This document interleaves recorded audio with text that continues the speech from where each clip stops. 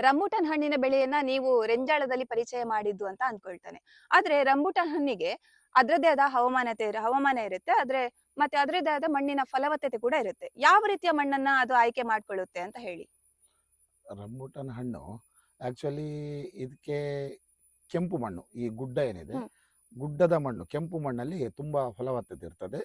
ಹಾಗಾಗಿ ಈ ಬೆಳೆಗೆ ರಂಬೂಟನ್ಗೆ ಸೂಕ್ತವಾಗಿದೆ ಅಂತ ನಾನು ಅಂದ್ಕೊಂಡಿದ್ದೇನೆ. ಓಕೆ. ಈ ಹಣ್ಣಿನ ಬೆಳವಣಿಗೆ ಆಗಿರ್ಬೋದು, ಅದರ ಪ್ರೊಪಗೇಷನ್ ಅಂದ್ರೆ ಬೆಳವಣಿಗೆ ಯಾವ ರೀತಿ ಮಾಡ್ಲಿಕ್ಕಾಗತ್ತೆ?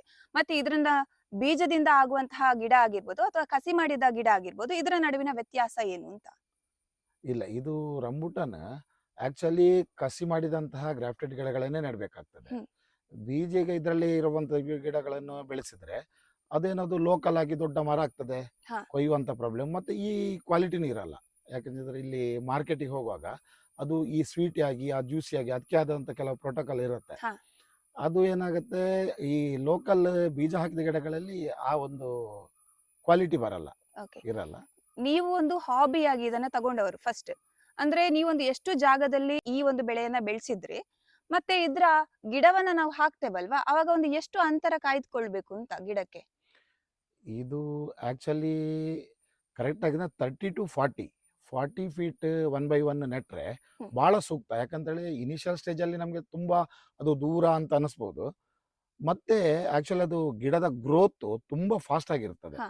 ಬೇರೆ ಗಿಡಗಳಿಂದ ಕಂಪ್ಯಾರಿಸನ್ ಮಾಡಿದರೆ ಇದು ತುಂಬ ಬೇಗನೆ ಗ್ರೋತ್ ಆಗುತ್ತೆ. 1 ವರ್ಷದಲ್ಲಿ ಅಥವಾ 1.5 ವರ್ಷಕ್ಕೆ ಗಿಡ ಹೋಗಿ ಅದು ಮರ ಆಗಿಬಿಡ್ತದೆ. ಹಾಗಾಗಿ ಆ್ಯಕ್ಚುಲಿ 30 ಫೀಟ್ ಅಂದರೆ 40 ಫೀಟ್ ಭಾಳ ದೂರ ಅಂತ ಅನಿಸಿದ್ರು ಕೂಡ 30 ಫೀಟಿಗೆ ನಡ್ಬೋದು. ಓಕೆ. ಮತ್ತೊಂದು ಹ್ಮ್. 40 ಫೀಟಿಗೆ ನೆಡುವವರು ಮತ್ತೊಂದು ಪ್ಲಾನ್ ಮಾಡ್ಬೋದು. 20 ಫೀಟಿಗೆ ನೆಟ್ಟುಬಿಟ್ಟು ಹ್ಮ್.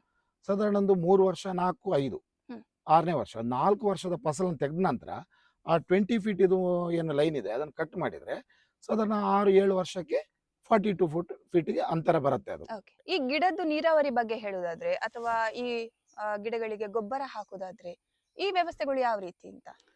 ಗೊಬ್ಬರ ಎಲ್ಲ ಹಾಕುವುದು ಅಂತ ಹೇಳಿದರೆ ಇದಕ್ಕೆ ಸ್ವಲ್ಪ ನಾನು ಇಲ್ಲಿ ಏನಂತ ಹೇಳಿದ್ರೆ ಪುಡಿ ಗೊಬ್ಬರಗಳೇ ಜಾಸ್ತಿ, ಹ್ಮ್. ಹರಳೆ ಹಿಂಡಿ, ಬೋನ್ ಮಿಲ್ಲು, ಹಾ. ಫಿಶ್ ಮಿಲ್ಲು, ಆ ಥರ ಆರ್ಗ್ಯಾನಿಕ್ ಎಷ್ಟು ಜಾಸ್ತಿ ಹಾಕ್ತೇವೆ ಅಷ್ಟು ಈ ಫ್ರೂಟ್ ಕ್ವಾಲಿಟಿ ಸೈಜ್ ಎಲ್ಲ ಹಾ. ಬರ್ತದೆ.